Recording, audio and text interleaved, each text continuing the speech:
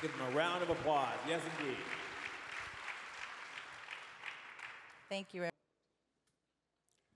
Please welcome to the stage Dr. Angela Chalk, founder and executive director of Healthy Community Services in New Orleans. Shandra Farley, chief sustainability officer for the city of Atlanta. Dr. Lara Hansen, chief scientist and executive director of EcoAdapt, and moderating our panel, Shamar Bibbons, managing director of the Kresge Foundation Environment Program. Give them a round of applause. Yes, indeed. Thank you, everyone. As Asali reminded us this morning, as we sit here and enter this conversation around climate change, our sisters and brothers in New Orleans, in cities across Louisiana and the Gulf Coast are grappling and barreling for another powerful hurricane that for sure will cause life-threatening impacts. As many of you know, 2024 is on track to be the hottest year on record for the second year in a row.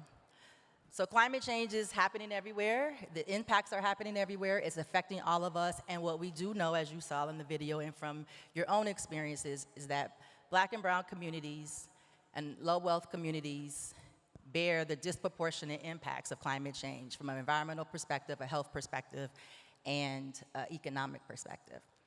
So thank you for being here today as we get into this conversation to really look at how climate change drastically alters the terrain of our community development work.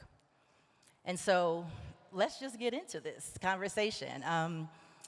Laura, I want to start with you because you have been a powerful force in building the climate adaptation field. You've worked with diverse change agents across cities to really help them accelerate their commitment and their action on climate change. And based on what we know, this work is not easy. Based on the science, the data, the lived experience of impacted communities and what the health of our ecosystem is telling us loudly, the trajectory that we're on is not great, right? And so as we think about these complexities, and you think about kind of what you've been learning over decades doing this work, what are some essential factors that you want this audience to know, that you want those who are committed to equitable community development to consider as they're in cities around incorporating climate change more wholly and fully in their work? Yeah, there's a lot that we have learned already, and we have a lot more to learn. But if I were to break it down into sort of 4 things that I would like everyone in this room to take with them to carry forward, the first is, if you don't think climate change is your problem or a problem for the work you're doing, you are absolutely not paying attention to all the things that Shamar just talked about. In the video, you say that climate is an everybody, everywhere, and everything, everywhere, everybody problem. And that is absolutely true. I cannot think of a single thing that we hold important in our society that we want to improve that doesn't have to include thinking about climate change in order to get the long-term outcome you want. The second is that the train has left the station on climate change. This is a big problem, and it is barreling forward. And for a long time, people thought, well, we'll just do mitigation, and we'll stop climate change, and we won't have to change anything else. And I think you have all now lived in your own life experiences the impacts of climate change, and know that even if we were to stop climate change today, there is a lot of change underway that we're already feeling, and there's a lot we're already committed to. So we need to do both mitigation and adaptation. We can't just adapt and continue emitting greenhouse gases. The problem will become completely unmanageable for us. It's already very difficult. In the opening remarks, Rip said that we couldn't leave this problem in the closet, and that is what we have done for too long, and it now puts us at this place where there's a lot of work on both sides to do. It's also an all-generational issue in that action taking. I hear a lot of people saying, isn't it wonderful that the young people are so passionate about this issue? Like, we're just gonna leave it. And then you hear young people saying, everyone who's in power has to fix this problem. Like, this problem is here for generations. This is everyone, all hands on deck, all the time. We need to deliver the goods is another big issue. We have talked a lot about climate change over the past 10 years. There are a lot of climate adaptation plans and mitigation plans that exist at the city and the state and the national level. Very few of those are implemented. We need to implement them, and we need to be monitoring whether or not what we're doing is working, and we need to adjust that. And then finally, cities don't exist in a vacuum. We like to think about making a city plan or even a county level plan, but the impacts are happening at a landscape level, at a national level, at a global level, and we need to be working across jurisdictions to come up with plans that work together. And we need to think beyond jurisdictions, because cities are reliant on the world around them. Your air and water does not come from a box that shows up in a truck. We need to be protecting the natural world that gives us those things. The same with food, the same with energy, the same with all of the things that you want to buy. We also need to think about where our waste goes. Cities are part of a big connective fiber. The speaker earlier, Asali, who I hope to meet at some point, had a great point about that interconnectedness. And that is a really hard thing to grab, but probably one of the most important things we're gonna have to grapple with. Great, thank you. So when we think about adaptation, we're solving for what's happening right now, right, and the future impacts. So how should we be thinking, fundamentally, how should we be thinking about adaptation? I mean, what are some options we can consider? Yeah, so there's all sorts of ways that people think about this. The one that I think is the simplest right now is called RAD, which also sounds kind of fun. And that is, I'm going to give it to you in the wrong order, though, so I'm going to call it ARD. The first is to accept, to just say, whatever change is going to happen is going to happen. And really, that's what we do most of the time when we do nothing, is that we're just accepting that the change will come to whatever end it comes to, which probably won't be what we want. The second is to try and resist it. Building things like seawalls to prevent sea level rise and flooding, hardening infrastructure, those kinds of things are resisting, trying to keep things the way they were before we started changing the atmosphere. And then the final one is to direct. That's sort of to choose the path we want to go on and to adjust our cities, our landscapes, our experiences and our perceptions to what that new world is. And that's a lot harder, but that's probably the one we have to work toward. And I think a lot of times people use the word resilience as a way to talk about that. I don't particularly like resilience because it seems sort of vague to me. It seems like a little bit of magical wishful thinking. So, thank you. So Angela, I want to get to this third piece around the future we want to live in, the vision we want to live in. And we know that when policies and solutions are designed with impacted communities, those solution sets are more equitable, more durable, and more effective. And so I would love for you to talk a bit about the resident-led work that you're doing in New Orleans and how you all are working to ensure that even well-intended policies that may intend to benefit the most vulnerable, how do we implement them? How are you all working to ensure that implementation are actually benefiting the communities that need it the most?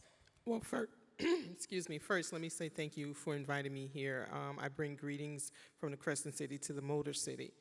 And so community-led actions have no fundamental place or no foundation without the folks who are the community experts that live in their neighborhoods. And so we have to stop tokenizing residents and communities. And in my community, working with a collective of 6 African-American women-led organizations, which Healthy Community Services is one of them, the folks in our respective communities have taken charge because we have to. We can't wait for government. The pace at which government moves is too slow. And so just to give you some numbers of the investment that Kresge has made investments in these communities, and the return on that investment has been 30 to 1, because we have an ecosystem benefit, annual ecosystem benefit of $19.3 million. That is the collective power of residents and communities that were engaged, that are the experts in our communities, despite the policies, in order to make the impacts in our communities that we need to survive. And I'm going to have to shout out our other Kresge grantee, Earth Economics, because Earth Economics was the one who did the benefit cost analysis of our projects. And so when we start to look at our projects, we have to look at them in other metrics. And the bottom line is, someone was talking about it earlier, was money, is what's the value? Follow the money. And so in doing that, we're now able to shift policies by showing what it's worth based on the money and the investments that have been made in our communities. And residents are leading that. We are the experts, and we need for the science community and academic communities to also acknowledge and realize that I can't come into your neighborhood to tell you what's best for your neighborhood, so don't come to mine. Okay, because we know what we need.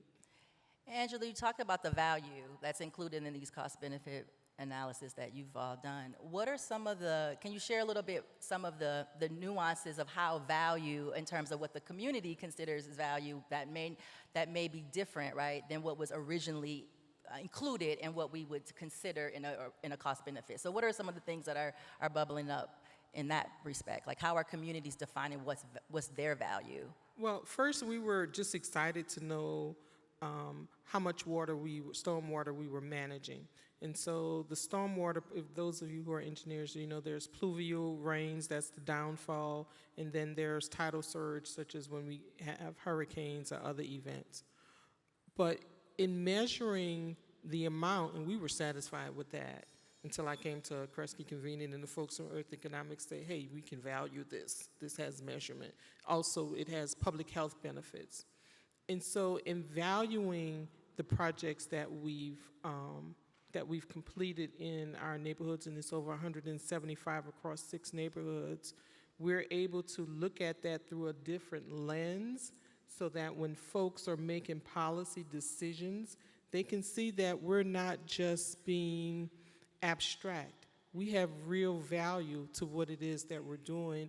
And unfortunately, we live in a world where there has to be a metric associated with it. And we've done that. So we're not only the community experts, we've put in a value and a metric associated with it, and we can monetize it. Great. So the value becomes more than just a hard, like how much water we're saving or how much water is flowing. It includes health benefits in terms of people being able to stay in their places, in terms of social cohesion. Is that what? Right, exactly. And here's the other exciting point. Someone was talking about kids earlier, so Waterwise Gulf South has a youth development component. What's so exciting is that when kids go out to see the nature-based solutions that we've put in, is to see butterflies, to see bees. And that may not sound like a lot, but in a predominantly African-American community, to actually see a bee or to see a butterfly or to be able to identify a native plant, that is transformational for kids. We don't know who may become the next botanist because they've seen a bee that was pollinated by a native plant, and then understanding how that ecosystem relates directly to us personally. So it's all about the person. Yeah, thank you. So Shandra, I want to come to you. You've worked in community, you now are in the public sector, and so leading into your current role in the public sector at the local level in Atlanta, you're very well clear that climate change is the everything issue. But I would love to hear a little bit about how, as you work across agencies, in the government agencies, what are some of the agencies that are proactively addressing mitigation and adaptation that may not necessarily be the likely agencies that you would think would be working on climate change? Can you share a little bit about that and some of the lessons that you're learning around what it takes to be more, to work across silos at the government level? Well, thank you, Shamar, and to Kresge for inviting me to be here today. Yes, I've gone to the government side of things, coming from advocacy, but you have to be. I'm still an advocate. So local government, a picture of City of Atlanta's local government, we have 26 mayor's offices, which are like executive offices, and we have 26 operating departments. So if you've ever flown into City of Atlanta, Hartsfield-Jackson Airport is the City of Atlanta Department of Aviation.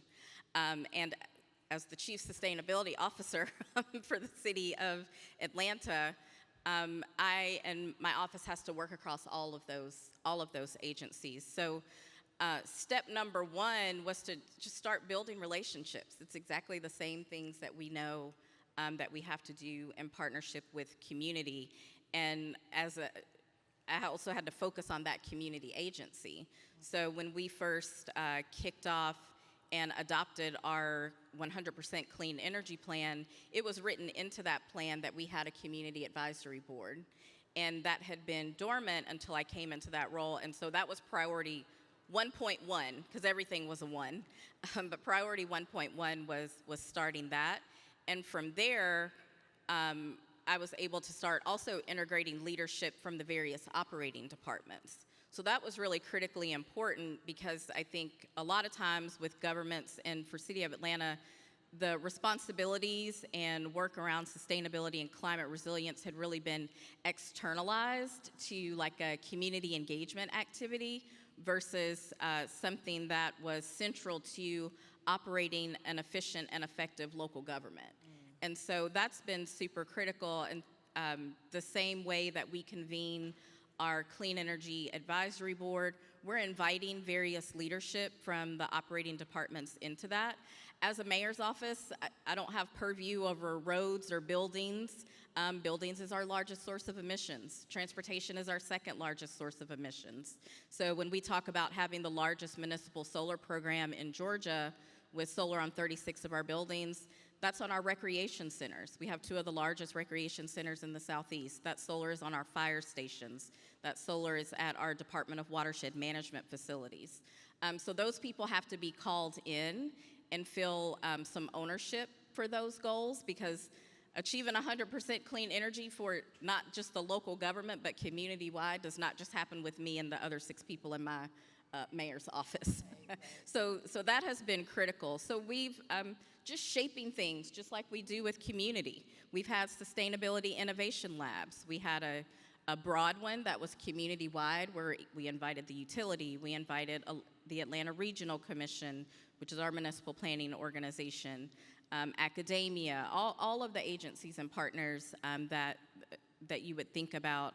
Our CIDs, like Midtown Alliance, downtown, bringing those people in, as well as the employees, and kind of learning the different, what are we already doing? The city is doing a lot. All of us are doing a lot, but it may not be called climate. It may not be called sustainability. Department of Watershed, maybe in green infrastructure, is talking about climate resilience, but that billion-dollar department may not be talking about that. So I think the most important thing is the same thing that I've done in advocacy roles and partnering with communities is the exact same thing that I have to do within local government to build relationships with all those operating departments, all of those agencies, and working together on various plans. I love this conversation, and we'll talk about it because right now the city is going through its comprehensive development planning process. That's a process that is undertaken every 5 years. We were a little behind due to COVID, and so now we're talking about, instead of a nature chapter, having a climate resilience chapter. And so I was really struck by when Lois on one of our calls out, the terrain is changing. A lot of it is just about inserting ourselves into those processes, because it's not necessarily that other agencies and people in the agencies don't want to be a part of what we're doing. Everybody's just running around like literally on fire trying to do all of the things that we have to do. So you have to insert yourself into the conversation. You have to call people out and call people in. Thank you for that. And so when you talk about the community agency and how you are trying to incorporate that more fully in your role with the city, what have been some of the biggest lessons or maybe biggest surprises that you've encountered or are learning about what it takes to authentically embed community agency into the policies and practices at the local level? A lot of education, just like advocacy. People do not know how government works. I had no idea how the city of Atlanta really operated until I was in there and had to try to get something done. I can't do anything about the city council legislative calendar. It is what it is. It is on its own cycle. So it's been interesting, particularly in this federal funding moment where communities want to partner, they want a letter of support. I'm like, hey, y'all, I went to the group. I was like, you can't call me 2 weeks before this is due. I need 6 to 8 weeks because I have to get permission to apply for a grant from City Council, and I have to get permission to receive the money if we get it. So almost like I've been helping power map local government with our community partners and saying, hey, y'all are on my back about, in the best way, all in love, about this in the Clean Energy Advisory Board meeting last week, but I didn't see anybody at the City Utilities Committee meeting last Tuesday, right? And so it's a back and forth. It's like the inside-outside game is something that we've really worked on.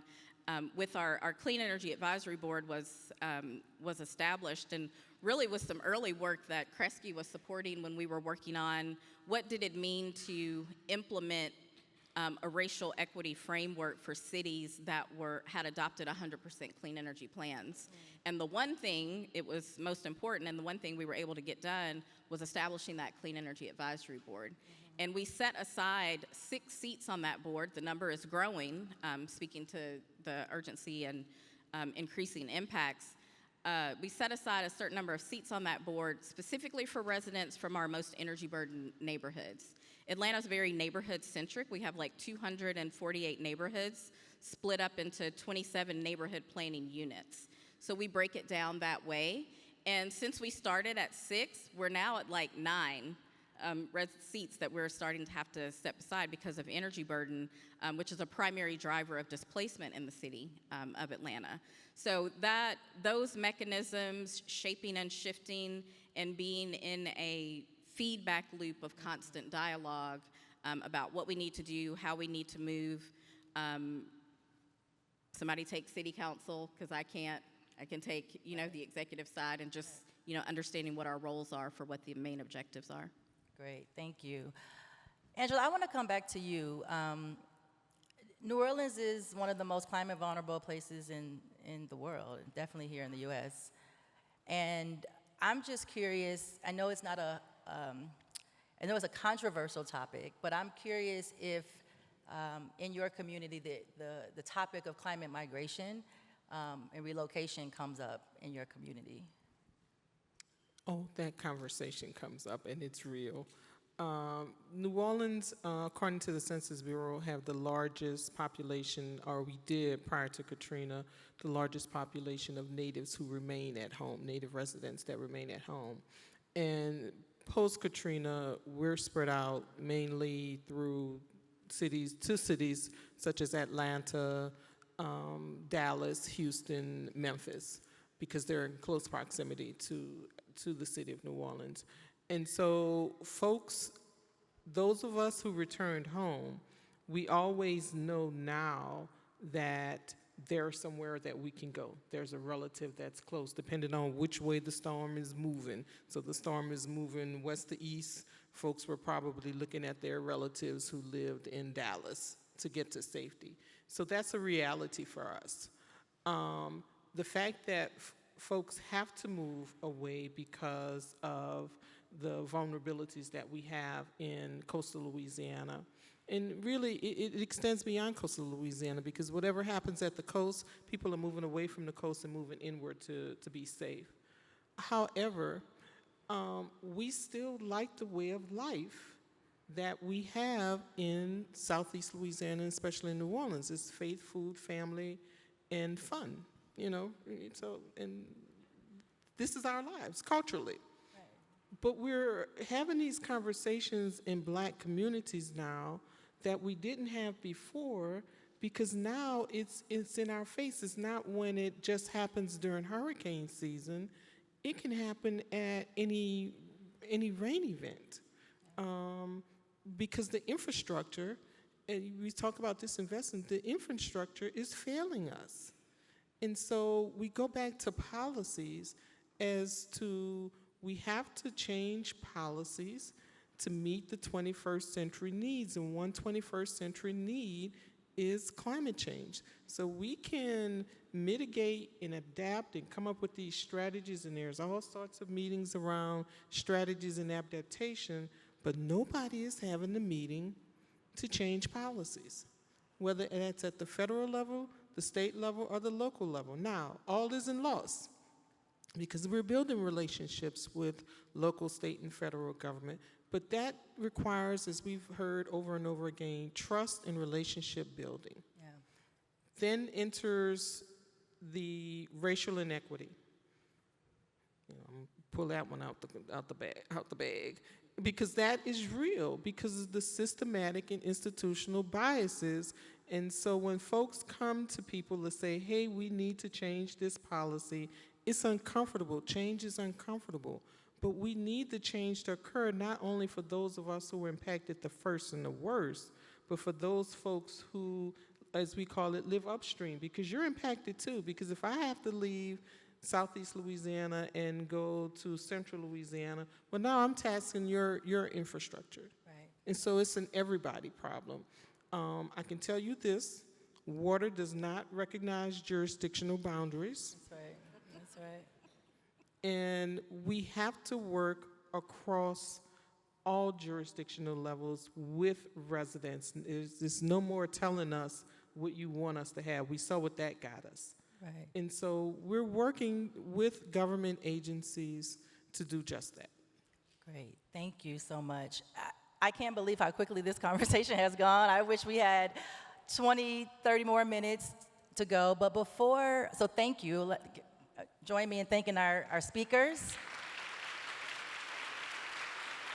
And before we conclude this conversation, I could not end this conversation on climate change without acknowledging one of our dear colleagues, Lois DeBacker, who is soon to retire. She is the managing director of the environment program at Kresge.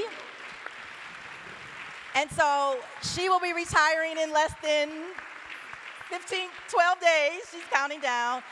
But truly, we can't have this conversation and talk about the field of climate philanthropy or the field of equitable climate resilience without acknowledging this woman right here, who has been a staunch advocate. She's been in philanthropy for 33 years, at Kresge for 16 and a half. And I've had the pleasure of working with her almost 10 of those years. And we just want to have you all join us in honoring her, celebrating her, and just saying thank you, Lois, for all of your great contributions to the field of equitable climate resilience. Thank you.